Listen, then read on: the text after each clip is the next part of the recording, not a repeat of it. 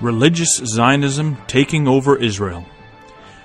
Our title is not our own words, but the words of the former Israel Security Agency chief Yuval Diskin, according to the Jerusalem Post this week. Welcome to another edition of the Bible in the News. This is John Billington with you. Deputy Foreign Minister M.K. Zippy Hotovely responded saying, Diskin's remarks stem from a deep fear of loss of control of the secular elite in the State of Israel. Hotovely continued on saying, the Israeli demography of the country is going in the direction of its Jewish identity, which is an integral part of its very existence, she continued. Diskin's fear takes him to dark places and creates the delegitimization of an entire community. And that was reported, her remarks, I believe, were reported in the Israel National News. Diskin is certainly not wrong. Religious Zionism is on the rise, but Diskin is not the only one that's bothered by it. Much of the world, and especially the Vatican, is seething at the notion of the Jews going back to their historical homeland and fulfilling God's promises. They would like us to believe that the miracle of the Jewish people is no miracle at all. The fact is that the Jews have survived for thousands of years as a scattered people and returned right when many expected, reading none other than their Bible. Back in the 1800s, a number of Bible readers could see that there was no doubt that the Jewish people would be going back to their land, and they could see it from the prophecies. What stood in the way was the Ottoman Empire. So, you can imagine the excitement when the British took control of the Holy Land, the Ottoman Empire collapsed, and then we had the proclamation of the Balfour Declaration. We go forward, and along comes 1948. Out of the ashes of the Holocaust, the Jews regained their home on, quote, purely political principles, as was expected from the prophecies. Now, where that comes from, purely political principles, is from John Thomas. And he wrote in around 1850 in the book Elpis Israel, and this is the entire quote. He says, there is then a partial and primary restoration of the Jews before the manifestation, the return of Christ, which is to serve as the nucleus or basis of future operations in the restoration of the rest of the tribes after he has appeared in the kingdom. The pre-adventual colonization of Palestine will be on purely political principles, and the Jewish colonists will return in unbelief of the messiahship of Jesus and of the truth as it is in him. They will emigrate thither as agriculturists and traders in the hope of ultimately establishing their commonwealth. Unbelievable that that was written in 1850. History told in advance. The returning Jews from all over the world, making aliyah, as they say, has also been a testament to God's word. Over decades, the words of Isaiah 11, verse 11 and 12 have been fulfilling. In fact, I believe there's still more to come. And it shall come to pass in that day, says Isaiah, that the Lord shall set his hand again the second time, to recover the remnant of his people, which shall be left from Assyria, and from Egypt, from Pathros, and from Cush, and from Elam, and from Shinar, and from Hamath, and from the islands of the sea. And he shall set up an ensign for the nations, and shall assemble the outcasts of Israel, and gather together the dispersed of Judah from the four corners of the earth. Unbelievable. Once the large number of Jews are back in the land, nothing settles down, though. You then come on, that was in 48 when you had the state proclaimed. You then come forward to 1956, and there's the Sinai campaign in 56. And another approximately 10 years later, you come to 1967, when the Jews regain Jerusalem and win the war in a mere 6 days. It has been said the war was won in 6 days, and on the seventh day they rested because it was the Sabbath. And I believe that was David Rubin from Shiloh that said that. And I love it, because if there was any doubters by that point, come on guys, it was against all odds, it was ridiculous, and that's the power of God. But today, our excitement is the rise of religious Zionism. It's as big a sign as the fall of the Ottoman Empire. It's as big a sign as the return of the Jews back to the land. Because if all the Jews do is return back to the land and don't turn to God, what use is it? The prophecies have said that they will turn to God, and this is what we see today. This rise in religious Zionism is something that was expected before the nation was even born. by a Bible student and author, Graham Pearce. This fact makes it something even more extraordinary. Looking at the prophecies, Graham could see that although the people would go back for secular reasons, which is again what John Thomas said back in 1850, it would be the turning to God that would bring the northern confederacy that's spoken of in Ezekiel 38, that comes down against Israel. It's that would bring them against them.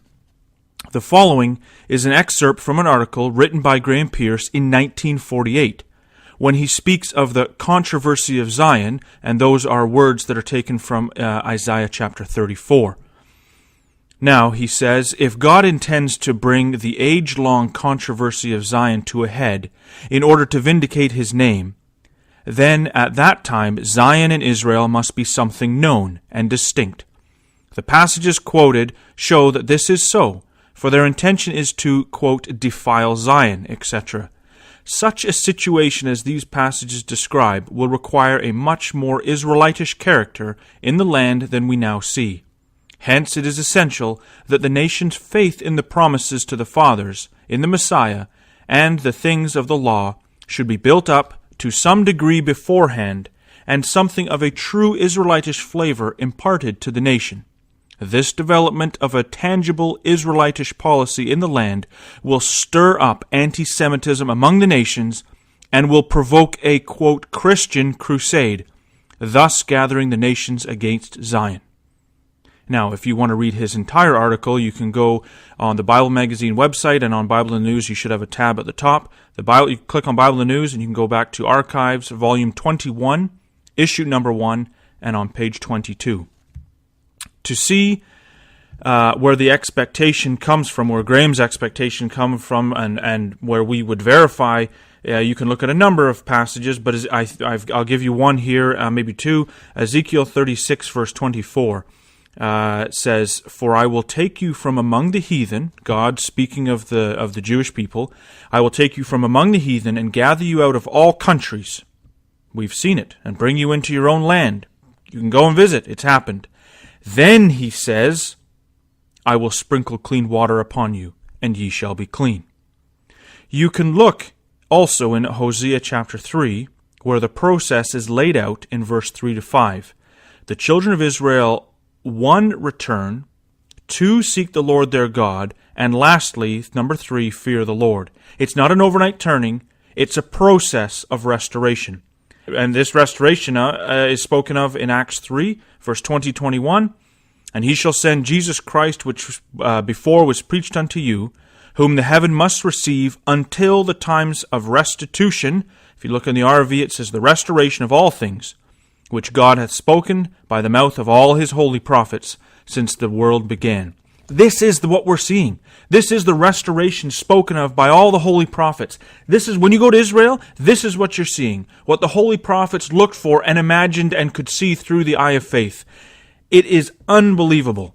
So when you sit down and have a look at the news and you read the headline, "Religious Zionism Taking Over Israel," it screams that God's plans are right on track. But with the reading of the Scriptures comes a disdain for the Roman Catholic Church and its idolatry. This is maybe another side to this. And this is now what a number are doing in Israel. All one has to do is read the stories of Elijah and Josiah to be inspired to cleanse the land. In fact, this week Israel National News reported the following.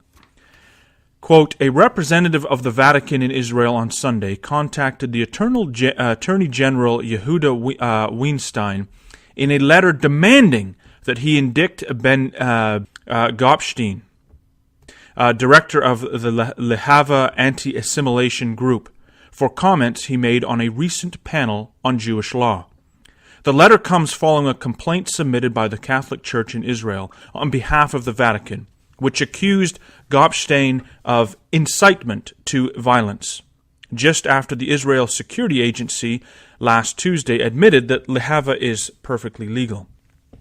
The Vatican's call to arrest Gopstein focuses on statements made when he took part in a panel debating Jewish law last Tuesday, during which he said he supported the burning of churches, and an answer he claimed was based on a ruling by the famed 12th century CE Jewish scholar Ramban, Maimonides, you can tell.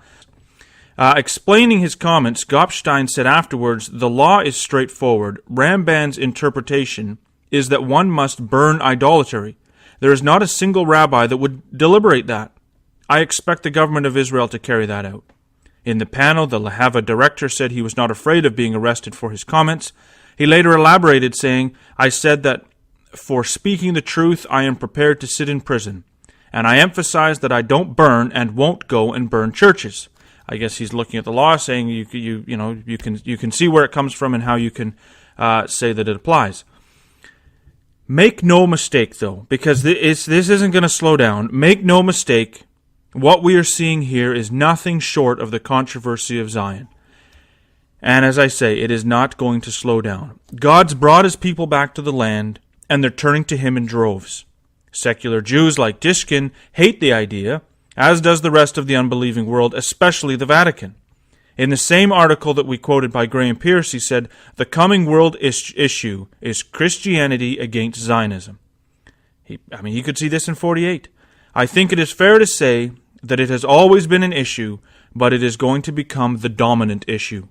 The Roman Catholic Church has a centuries-long history of strong anti-Semitism. The return of the Jews to their ancient land has always been seen as a threat to the Vatican. It was Chaim Weizmann in 1922, before he became Israel's first prime minister, who said, 'The Vatican is moving heaven and earth against us.' From a theological standpoint, the ingathering of God's ancient people mean that God is far from finished with them. Therefore, if God has not finished working with Israel, the replacement theology, along with the so-called church fathers, are clearly wrong. Problem is, a secular Jewish state was hard for them to choke. The idea of a religious state sends tremors to the deepest confines of the Vatican. And in case there's any wondering of the Vatican's position, the Latin Patriarch of Jerusalem, Faud Twal, stated that Israel has nothing to do with the Bible. The foundation is now laid for the largest conflict the world has ever seen. The conflict of Ezekiel 38, when the Northern Confederacy comes against God's people Israel. It says that God's fury comes up in his face. Verse 18 of that chapter.